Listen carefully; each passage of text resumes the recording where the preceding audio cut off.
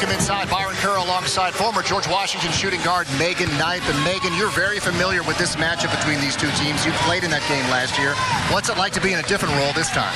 It's definitely different, to say the least.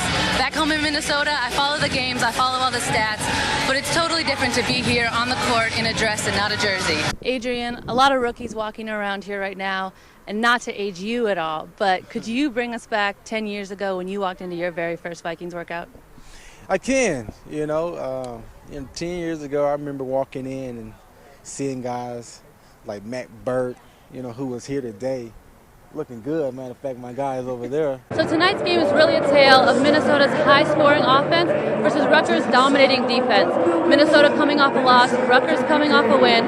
Both these teams have a handful of keys to really focus on to be successful tonight.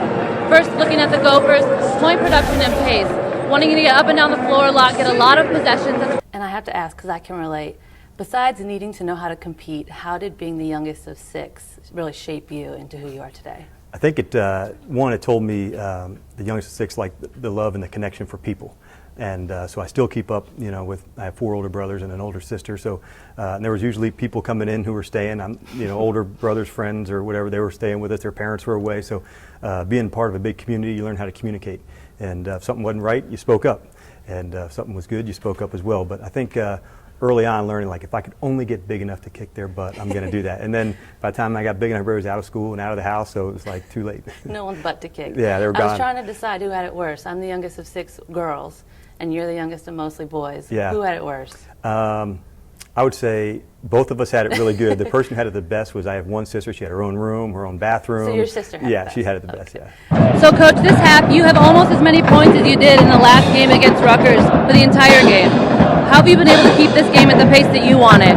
Well, second chance points have been huge for us. I think we've got 10 points off of second chance attempts, and it was a big point of emphasis for us coming in here was to rebound. And assuming the Knights will adjust their defense a bit based on Rachel Banham's scoring, what might you adjust going into this second half? Yes, well, they're very good defensively. We have a great deal of respect for their defensive ability, and it's going to be real important that we just make proper reads. All right, thanks, Coach. Thank you. Resilient and ready. Those are the words that come to mind as Falcons head coach Dan Quinn prepares for his second season here in Atlanta. The youngest of 6 and a former athlete, Coach Quinn has found ways to turn those traits into becoming the quintessential leader of the Falcons organization. Well, the spotlight of tonight's game is definitely the matchup between Rachel Banham and Kelsey Mitchell. Both not only the leading scorers in the Big Ten, but some of the leading scorers in the country. Rachel Banham scoring just under 28 points, and Kelsey Mitchell scoring just under 25, both with incredible shooting percentages. Well, when you add in their counterparts, Carly Wagner for Rachel Banham and Amaris Alston for Kelsey Mitchell, you have the top 2 scoring duos in the country here tonight. All right, I'm Megan Nipe here with Gopher guard Rachel Banham. The Gophers just took down the Scarlet Knights. Rachel, 24 points on the night. You were hot early and often. After a bit of a tough weekend, what was your mindset coming into this game? We knew we just had to get the win at home. You got to really get these wins, and because away games are really tough, so we just had to get this win at home.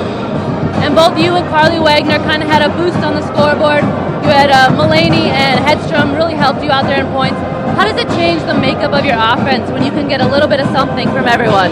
Yeah, I think that's when we win games. It's when everyone's contributing. Just when everyone's playing their role, we're so good.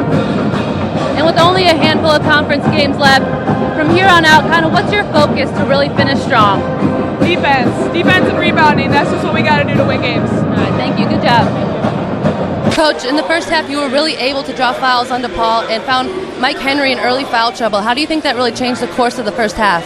We came out, we dropped the first pass out of bounds, then we settled down, we're really aggressive, trying to be strong with the ball. All right, I told them they're going to play really hard defense, but we got to take advantage of that and try to drive by our defenders. And earlier today, you were a little concerned about the mismatches that DePaul had on you guys defensively. How do you think your team's dealing with that this half?